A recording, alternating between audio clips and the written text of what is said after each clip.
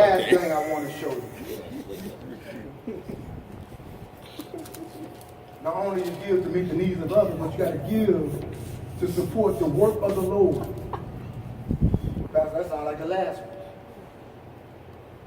See, no. We help people every day in and of ourselves. But then there are some assignments that God has given other people that he may not have given you, but God will use you to support that assignment. And see, so when Paul was writing a letter to the church at Philippi, and they sent Epaphroditus to send him aid while he was sitting in the Roman prison, so he wouldn't have to trouble himself, worry about getting things or acquiring things, because they were going to meet that physical need in order that he could just concentrate on the things that God would have him to do. That's what Paul was doing. So turn quickly with me. No, let's go back to verse number 5. We're going to go 5b of chapter 8. 5b. After they said first they gave themselves to the Lord. And here you go. And then to us by the will of God. See, not only did they give to God, but they gave to the men of God.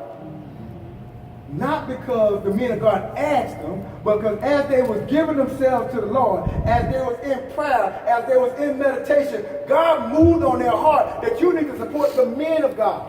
He said, then he gave to us by the will of God. Remember I said earlier, your soul has to be in line with God.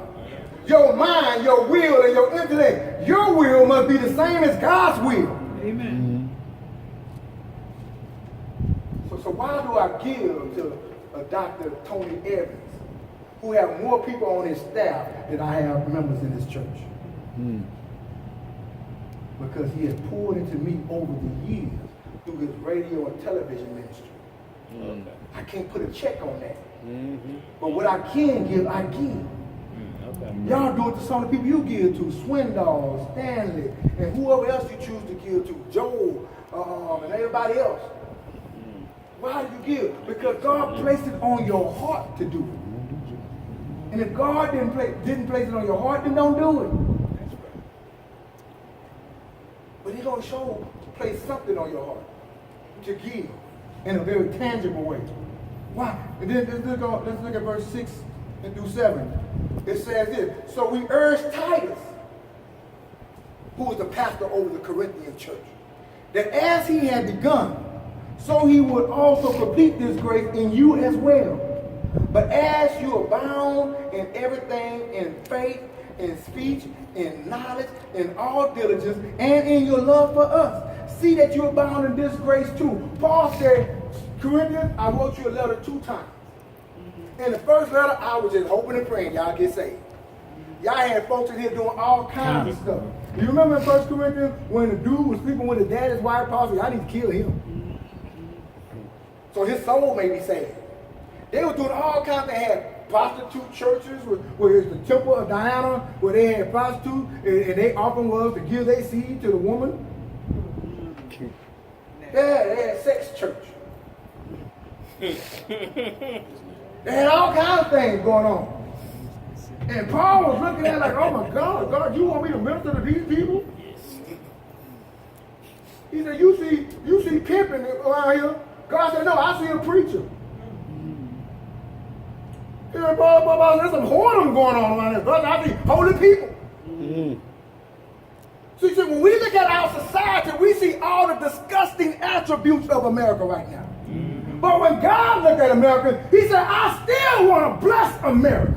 Yes. There's still some people who are on assignment that feel an urgency to give them the word of God. And so maybe the pimp did turn to a preacher instead of a preacher acting like a pimp. Oh, that was good. We got come on, man. He said, I want y'all at first, but he said, but now I'm hearing good things about y'all. He said, as you abound in everything, he said, y'all faith have improved. He said, your speech has changed. He said, your knowledge has increased. And in all diligence, y'all showing us more love than we can ever think about. That's all good. But you can't do all that without being tangible in your giving. I want you to excel in giving like you excel in everything else. Amen. I want you to increase in your giving like you do. That's what he's saying right there. See that you abound in this grace also. The grace of your knowledge, the grace of your love, the grace of your speech, the grace. Now, grace me with your pocketbook. Amen. Because there are some folks in Judea, in Jerusalem, who need what you have. They love that you're praying for them. When I tell you, hear me, the people here in America, the brothers and sisters, they join you and every time you write to me, I can hear them talking. I can hear them talking. But how many of you know faith without works is dead? They're suffering. But we don't want to give to them because we try to get out of the building too. You know what I'm saying? The people over in China have to have church in caves. But we can't support them because we're trying to get out of the building. The people in India trying to convince people that worshiping a cow is not going to help them and people are dying of starvation. But we can't send our support over there because we're trying to get our little bit. We try to do it. And God's saying, what is it about me? What have I done in your life that make you think that I can't bless you as you blessing them? What have I done in your life? Me, not you helping me. Because see, some of us help God and then we blame God. I challenged a person yesterday. Well, they showed a picture, you know, they love keeping division and animosity going between the races. You know. And so, where was white Jesus when all the lynching was going on? Where was white Jesus when Trayvon Martin? Where was white Jesus when Michael Brown? Where was white Jesus? Now, these are the same people always talking about their great ancestors. I have yet to get a name of one ancestor, but they always talk about their ancestors. They can tell me how awoke they are. They can tell me how they are thinkers and all this. So I got tired of it. So I said, you tell me, you want to blame a white Jesus who don't exist? That's your problem. Thank you. But why have your ancestors allowed this to go on so long? Oh, you want to blame black folks for that? They're your ancestors. You talking about how great they was? Where was your ancestors when them white folks came into Africa and started taking us out on unwanted boat rides? Where was your ancestor when Michael Brown got shot down? Where was your ancestor when Trayvon Martin got murdered? Where was your ancestor when Sandra Bland was in a jail in Prairie View, Texas getting hung? Where was your ancestors? Delete. I got deleted. Don't tell me nothing. See, we make decisions and we want God to always bless our mess. But if you go back to the book of Genesis, he said, let them rule. God gave us the right to make our own decisions. Right. So if your decision and your life is not in line with his will for your life, then he's going to allow you to have the freedom to make your own choices and live with the consequences of those choices. America is in the condition that it is now because we have exercised God right out of the equation. We exercise because we fail to align our personal lives with his will for our lives. Amen. And until we surrender all, until we no longer consider our bank account as the foundation based on how we give and what we give. Until we look at others with a sense of urgency of needing the Jesus Christ that's in us, even if it means we have to dig deeper into our pocketbook. That means I may not be able to go on vacation as soon. I may not be able to buy the car that I want. I may not be able to paint the wall the color that I want. I may just have to use Dial soap instead of trying to go get me some Bath and Body Works. You too wrong. So keep rolling on.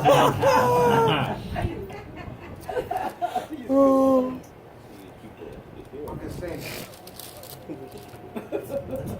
Until we give it all to God. Yeah. Until we give it all to him. And we can't expect the abundance of his grace. Amen. I don't know about you. but I'm ready to go to another level. Amen. Come on now. I'm ready to experience as much as God on this side. I'm not worried about the other side because I'm going to get all of him in. But on this side, the sad reality is once we gave our heart to the Lord, he gave us all of him.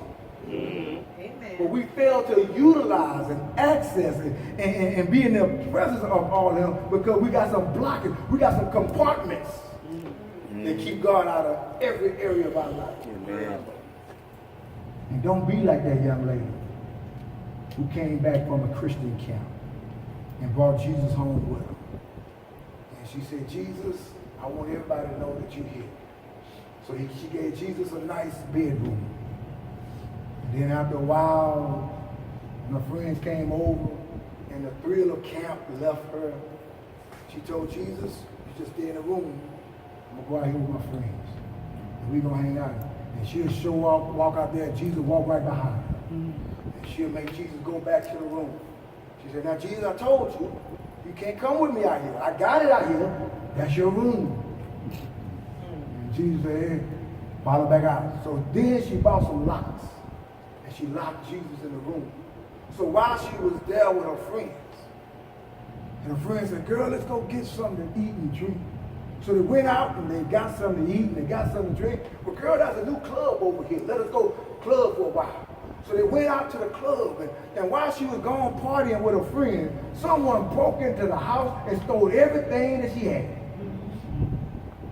And so she got home and saw the door was kicked open, and she saw all her stuff ran through, and her TV was gone, and everything was gone, and she ran into the room and asked Jesus, why didn't you stop? He said, because you had me locked in this room. Had you given me access to the whole house, I would have protected the whole house. So, Pastor, what are you saying? Until you give Jesus access to everything that you own, everything that you have, you will always experience frustration in areas of your life. Because it's only when we submit our petition to the Lord that he will give us a peace that surpasses all understanding. Father, I thank you. Amen. For loving us so much. Yes, Lord. And that you see to our every need. We thank you that you want to bless us and prosper us and keep us in good health as we learn more of you as our soul prospers. Help us to understand the urgency of right now. Help us to not look upon our own selves, but look upon the interests of others. And we don't do it as man pleasers or men pleasers. We do it to please you. We want to be used and utilized by you in order that your will may cover the earth. We used to sing a song, we want you to cover the earth with your glory. Lord, unless we are willing vessels, unless we yield ourselves totally unto you, and there will be portions of this earth, there will be portions of our homes not touched by your glory because of our reluctance to yield ourselves to you. You say that we can ask anything in your name, and you will give us the desires of our heart. But the word that we must focus on is in your name. And everything we do, we have to do it with your authorization. So before we make decisions on how much we give, how much we do, where we go, who we hang out with, what we think, Lord, we have to ask you first. Do you authorize? Do you sanction? And do you ordain this move that I'm about to make? And if it says yes, then we move freely knowing that thou art with us. But Lord, if we take matters into our own hand, help us to understand that it's our own fault. So Lord, I'm asking you right now to purge our hearts, to purge our minds. Sit down with us today, tomorrow, whenever you see fit, and begin to minister to us. That we should know what we ought to do, and we can rise up and be about your business. Lord, I pray for the day. I long for the day when we can say you have given too much. It's in your name I pray and I ask. That name, that which is above every name, Jesus the Christ, Yeshua, our Lord and our Savior. Amen.